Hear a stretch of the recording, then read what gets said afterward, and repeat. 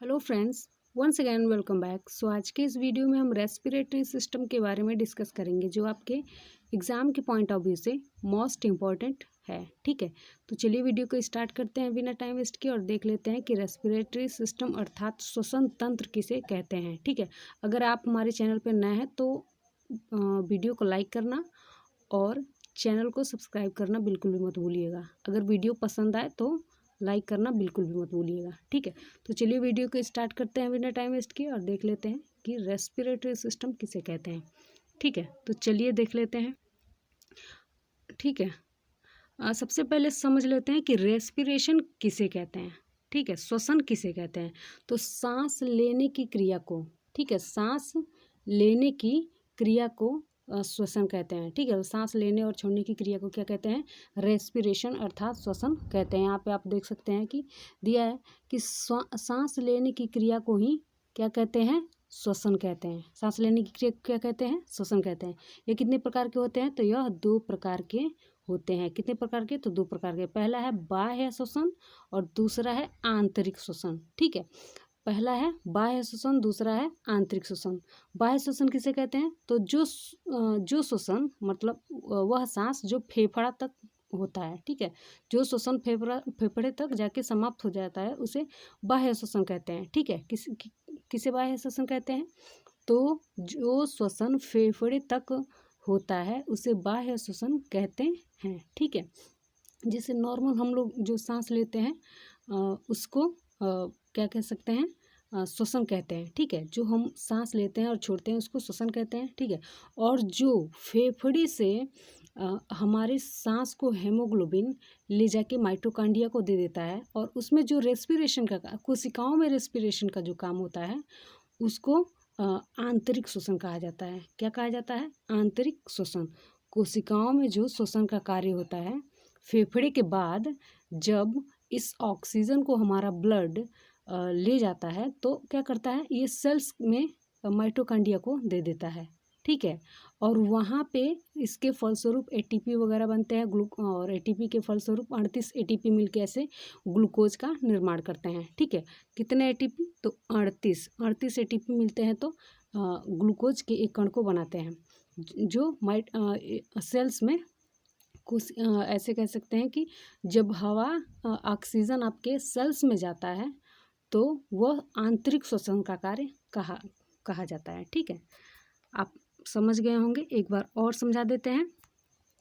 बाह्य श्वसन क्या होता है, तो बाह्य श्वसन वह श्वसन है जो हमारे फेफड़े तक सीमित है। बाह्य श्वसन कहाँ तक सीमित है, हमारे फेफड़े तक। जो हम नॉर्मल सांस लेते हैं उसको बाह्य श्वसन कहा जाता है। और जो फेफड़े के बाद आपका ब्लड हेमोग्लोबिन लेके कोशिकाओं को दे देता है ऑक्सीजन को। ठीक है, आप लोग अभी समझा जाएगा इस प्रोसेस को, आगे जाएंगे तो समझेंगे। ठीक है, कि आंतरिक श्वसन क्या होता है और बाह्य श्वसन। जब पूरा ये रेस्पिरेशन पढ़ लेंगे तो समझ में आ जाएगा कि आंतरिक क्या है और बाह्य क्या है। ठीक है, जब फेफड़े के बाद हमारे ब्लड को ऑक्सीजन क्या करता है, ले जाके माइटोकांड्रिया को दे देता है तो वहाँ पे माइटोकांड्रिया के द्वारा उस कोशिका में आंतरिक श्वसन का कार्य किया जाता है। तो जो कोशिका में श्वसन होता है उसी को आंतरिक श्वसन कहते हैं। और जो हम नॉर्मल श्वसन लेते हैं उसको क्या बोलते हैं, तो उसको बाह्य श्वसन कहते हैं। क्या कहते हैं, उसको बाह्य श्वसन कहते हैं। ठीक है, यहाँ तक समझ में आ गया होगा लगभग। ठीक है, तो चलिए आगे बढ़ते हैं और देख लेते हैं कि श्वसन अंग कौन कौन से हैं। ठीक है, किस जीव में या किस जानवर में किस तरह के श्वसन अंग पाए जाते हैं। ठीक है, तो स्तनधारियों में श्वसन अंग फेफड़ा है। स्तनधारियों में श्वसन अंग क्या है, तो फेफड़ा है। स्तनधारी जो होते हैं, मैमल्स जो होते हैं, वो जिसमें हम लोग भी आते हैं, ये फेफड़े से सांस लेते हैं, लंग से सांस लेते हैं। और कीट किससे सांस लेते हैं, यानी कि कीड़े मकोड़े छोटे छोटे, तो ये श्वास नली अर्थात ट्रेकिया द्वारा ये क्या करते हैं, जैसे आप यहाँ पे देख सकते हैं, ये है आपका ट्रेकिया। ठीक है, ये क्या है, ट्रेकिया है। तो इसके द्वारा कीट जो होते हैं वो श्वसन का कार्य करते हैं, अपने ट्रेकिया द्वारा श्वसन का कार्य करते हैं। ठीक है, और जलीय जीव किससे सांस लेते हैं, तो ये क्लोम्स अर्थात गिल्स द्वारा, क्लोम द्वारा सांस लेते हैं। गिल्स और कह सकते हैं कि इसको हिंदी में क्लोम कहते हैं, ठीक है। ये जलीय यानी कि जलीय जीव जो होते हैं ये आपके किससे सांस लेते हैं, तो ये क्लोम से सांस लेते हैं, जिसको गिल्स बोला जाता है, ठीक है। अब है मेंढक, मोस्ट इम्पॉर्टेंट, ठीक है। मेंढक एक ऐसा जीव है जो धरती पे भी रहता है और किस पे रहता है, जल में भी रहता है। तो ये कई तरह से सांस लेता है, फेफड़े से भी सांस लेता है, ठीक है, और त्वचा से भी सांस लेता है और गिल्स से भी सांस लेता है। जब ये ज़मीन पे रहता है तो फेफड़े से सांस लेता है, और जब पानी में रहता है तो गिल्स से सांस लेता है, और जब ज़मीन के अंदर रहता है, आप लोग देखे होंगे कि ठंडियों में ये छोटे मोटे जो कीड़े मकोड़े या जानवर होते हैं, जीव होते हैं, वो कहाँ चले जाते हैं, शीत निद्रा के लिए ज़मीन के नीचे चले जाते हैं। तो जब मेंढक ज़मीन में जाता है, ठीक है, तो उस वक्त वो त्वचा से सांस लेने का करता है, ठीक है। तो चलिए आगे बढ़ते हैं। अब समझ लेते हैं कि ब्रीथिंग किसे कहते हैं, ठीक है।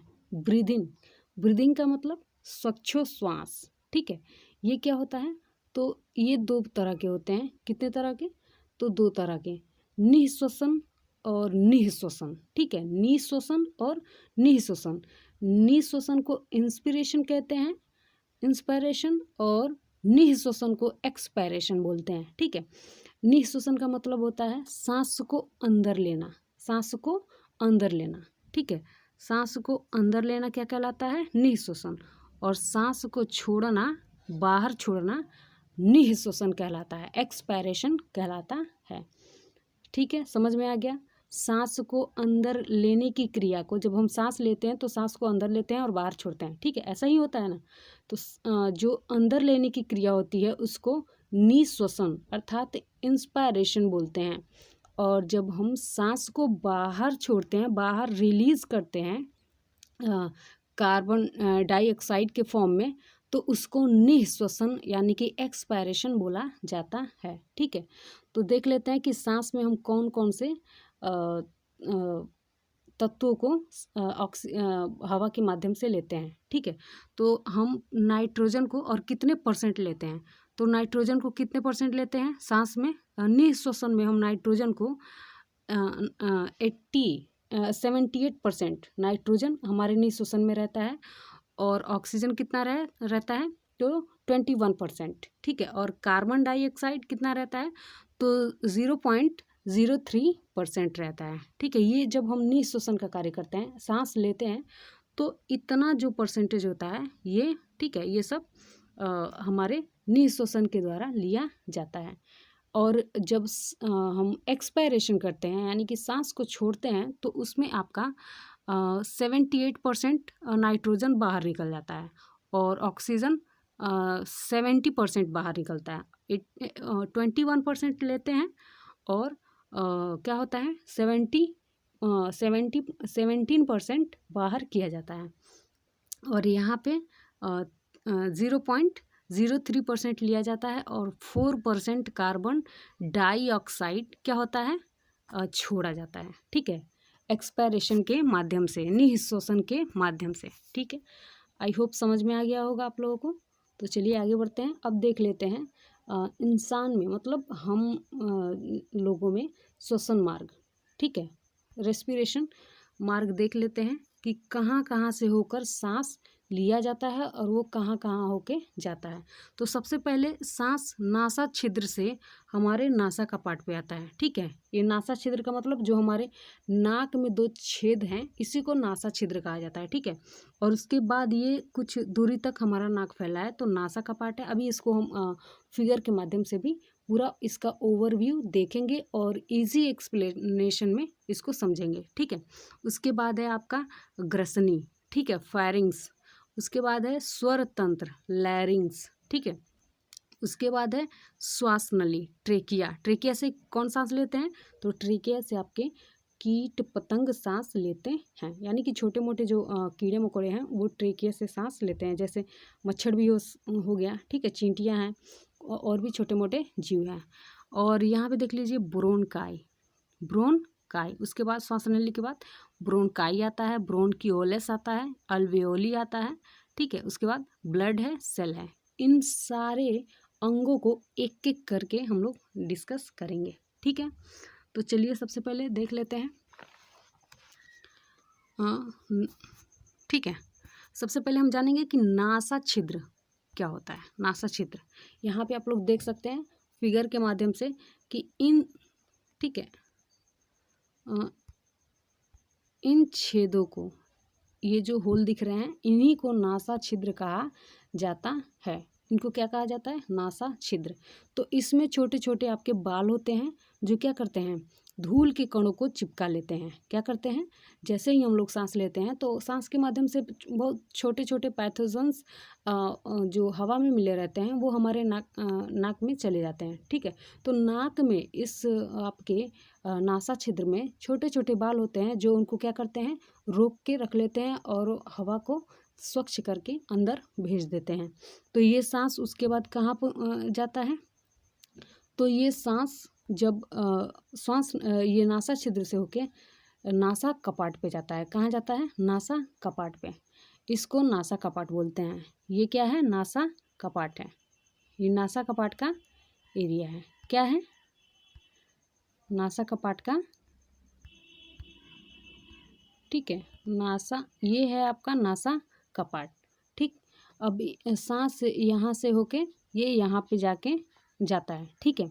इसमें क्या होते हैं? तो इसमें म्यूकस पाए जाते हैं। इस नासा कपाट पे आपके म्यूकस तत्व पाए जाते हैं जो चिपचिपा होता है। अगर जो हमारे नासा छिद्र के बाल जब हवा को साफ नहीं कर पाते हैं, छान नहीं पाते हैं, तो अंदर तक क्या होते हैं? छोटे छोटे जो पैथन्स होते हैं वो अंदर चले जाते हैं। तो उनको आपका ये जो नासा कपाट पे म्यूकस पाया जाता है वो क्या करता है? चिपका लेता है, ठीक है। उसको चिपका लेता है और फिर हवा को और शुद्ध करके अंदर की तरफ यानी कि ग्रसनी में, फायरिंग्स में भेज देता है, ठीक है। तो यहाँ पे क्या पाए जाते हैं? तो यहाँ पे आपका म्यूकस, ठीक है, ऐसे म्यूकस पाया जाता है जो क्या करता है? यहाँ पे चिपका लेता है। किसको चिपका लेता है? तो जो भी छोटे मोटे पैथन्स होते हैं, धूल के कण होते हैं, उनको चिपकाने का कार्य कर देता है। ये चिपकाने की प्रक्रिया कहाँ होती है? तो नासा कपाट पे होती है, ठीक है। नासा कपाट पे क्या पाए जाते हैं? म्यूकस। ये क्या करते हैं? छोटे मोटे जो भी कीड़े मकोड़े होते हैं, या कीड़े मकोड़े कह सकते हैं आपके, जो भी छोटे मोटे हवा में जो जीव मिले रहते हैं या धूल के कण होते हैं, तो उनको म्यूकस चिपका लेता है और वायु को और ज़्यादा शुद्ध करके आगे तक यानी कि ग्रसनी में भेज देता है, ठीक है। आगे बढ़ते हैं, अगला देखते हैं ग्रसनी, ठीक है। ये आपका यहाँ पे हम दिखा रहे हैं, चित्र के माध्यम से समझिएगा अच्छे से। ये आपका एरिया जो है वो ग्रसनी का है। किसका है? ग्रसनी का, ठीक है। ये एरिया आपका ग्रसनी का है, ठीक है। यहाँ से आपका ये आपका नासा छिद्र है, यहाँ से लेकर यहाँ तक नासा कपाट है। उसके बाद ये एरिया आपका क्या है? ग्रसनी का है। क्या है? ग्रसनी का है। तो ग्रसनी में क्या होते हैं? सांस, ठीक है। नासा कपाट के बाद ग्रसनी में सांस आते हैं, ठीक है। ग्रसनी के बाद सांस कहाँ जाते हैं? तो स्वर तंत्र में जाते हैं। ग्रसनी के बाद श्वास कहाँ जाता है? तो ये है आपका स्वर तंत्र। कहाँ है? इसको आगे देख लेते हैं। यहाँ से नासा छिद्र से नासा कपाट और उसके बाद ग्रसनी, ठीक है। आगे देख लेते हैं, ठीक है।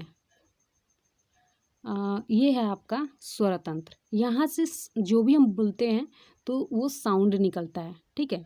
ये आपका स्वर तंत्र है, लैरिंग्स है, और ग्रसनी को फेरिंग्स बोलते हैं, ठीक है। तो इसमें ये वो पार्ट है जहाँ से हम बोलते हैं तो आवाज़ निकलता है, ठीक है।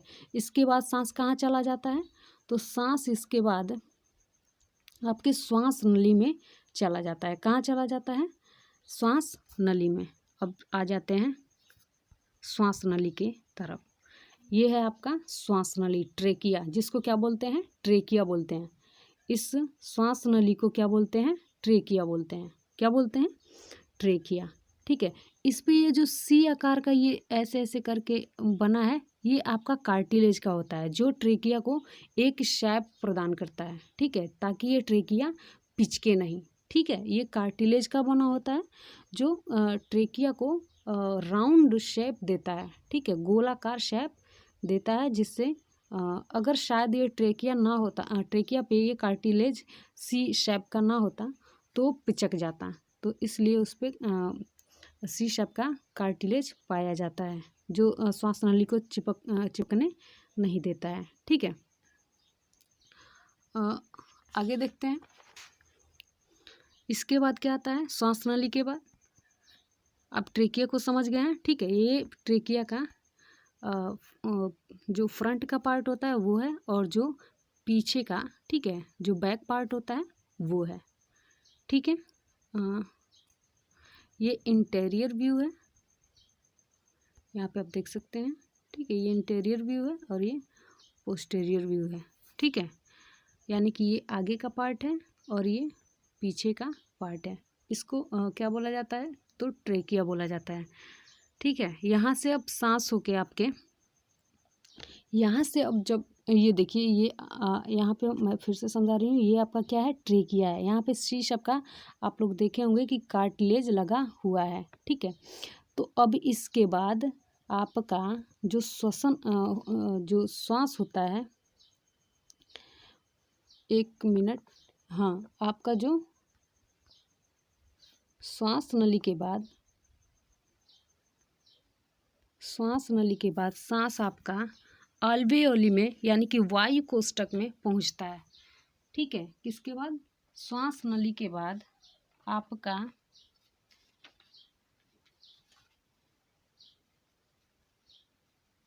ठीक है, श्वास नली के, सॉरी थोड़ा सा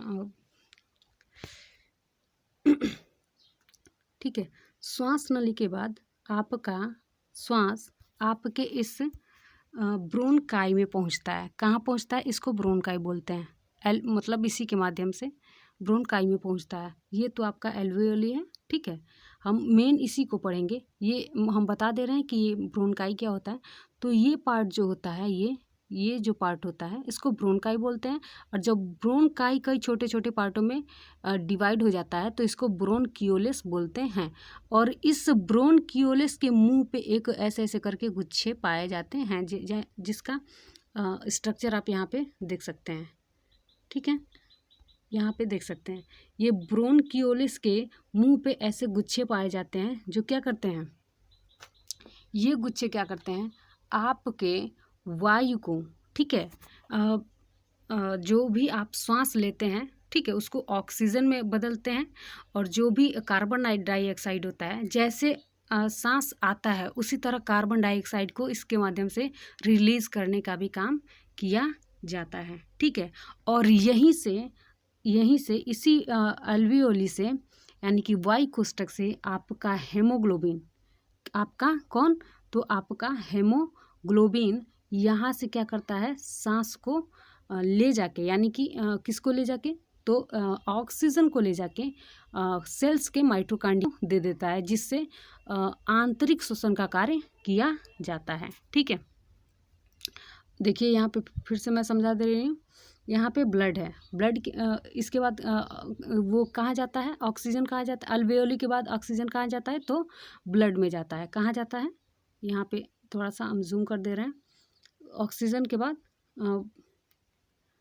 हाँ, अल्वेओली के बाद आपका ब्लड कहाँ जाता है, तो सॉरी, वो अल्वेओली के बाद आपका ऑक्सीजन ब्लड में जाता है, ठीक है।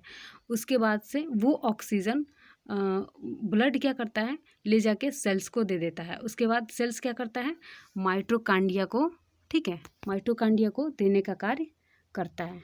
किसको देने का कार्य करता है, तो माइटोकॉन्ड्रिया को देने का कार्य करता है, जिसके फलस्वरूप क्या चलते हैं, तो कोशिकाओं में क्रेब्स साइकिल चलता है। क्या चलता है, क्रेब्स साइकिल। इसको हम आपके क्या बोलते हैं, सेल्स में डिस्कस किए हुए हैं।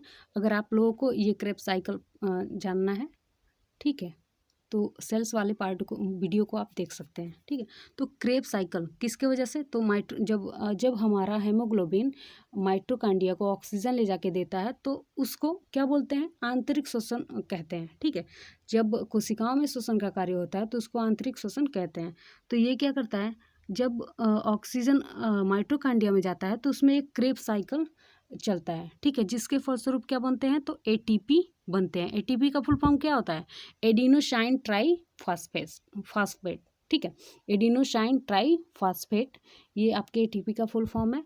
और 38 एटीपी मिलके ग्लूकोज का निर्माण करते हैं, जो हमें क्या देता है, तो हमें ऊर्जा क्या देता है, तो ऊर्जा देने का कार्य करता है, एनर्जी, ठीक है, एनर्जी देने का कार्य करता है, ठीक है। आई होप आप लोगों को समझ में आ गया होगा, ठीक है। आगे अब देख लेते हैं थोड़ा सा डायफ्राम के बारे में, ठीक है। अब यहाँ पे थोड़ा सा फिर से समझ लेते हैं, ब्रीथिंग इन और ब्रीथिंग आउट, एक्सपायरेशन कह रहा है और इंस्पायरेशन, ठीक है, ये इंस्पायरेशन है और ये एक्सपायरेशन, यानी कि सांस को अंदर लेना इंस्पायरेशन कहलाता है और सांस को बाहर फेंक देना एक्सपायरेशन। इंस्पायरेशन में आपके ऑक्सीजन लिए जाते हैं और एक्सपायरेशन में कार्बन डाइऑक्साइड को क्या किया जाता है, रिलीज़ किया जाता है, ठीक है। अब यहाँ पे देख लेते हैं, ये डायफ्राम है, ठीक है, मेनली हमको यहाँ पे समझना है डायफ्राम के बारे में। ये आपका थोड़ा सा कलर चेंज कर लेते हैं, ये जो आपका फिगर है, ये जो दिख रहा है, ठीक है, ये डायफ्राम है, क्या है, ये डायफ्राम है। ये क्या करता है, सांस को जब हम लेते हैं तो ये ऊपर की तरफ क्या, ठीक है, ये नीचे की तरफ, ये नीचे की तरफ बढ़ता जाता है। और जब हम ये मेनली सांस लेने में यही हमारी क्या करता है, सहायता करता है, ठीक है।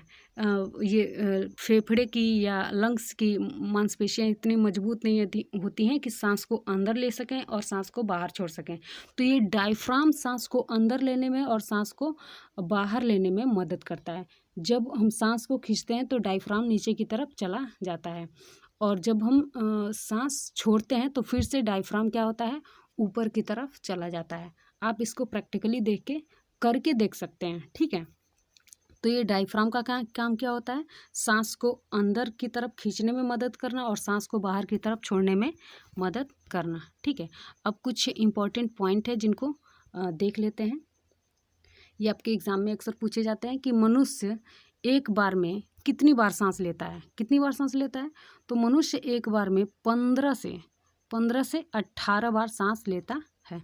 नवजात शिशु कितनी बार सांस लेता है, तो 30 से 60 बार 1 मिनट में सांस लेता है। आपका नवजात शिशु जो होता है, आप लोग देखे होंगे कि उसकी जो सांस लेने की कैपेसिटी होती है वो हम लोगों से ज़्यादा होती है। कैपेसिटी नहीं कह सकते हैं, मतलब 1 मिनट में वो ज़्यादा सांस लेता है, धक धक धक धक धक धक धक उस उन लोगों का जो दिल होता है वो धड़कते रहता है, ठीक है। और इस तरह वो हम लोगों से ज़्यादा सांस लेते हैं 1 मिनट में, ठीक है। यहाँ पे आप देख भी सकते हैं कि नवजात शिशु एक बार में कितने बार सांस लेते हैं 1 मिनट में, तो 30 से 60 बार। अगला है, हम एक बार में 500 ml सांस लेते हैं। कितना सांस लेते हैं, तो 500 ml। और टोटल हमारी लंग कैपेसिटी कितनी है, तो लगभग 6000 ml है। लंग कैपेसिटी कितनी है, जो हमारे लंग की कैपेसिटी है वो कितनी है, तो 6000 ml है। और हम सांस कितना लेते हैं, तो 500 ml एक बार में ले सकते हैं, ठीक है। तो वीडियो को लाइक शेयर करते रहिएगा और चैनल को सब्सक्राइब कर लीजिएगा। Thank you so much.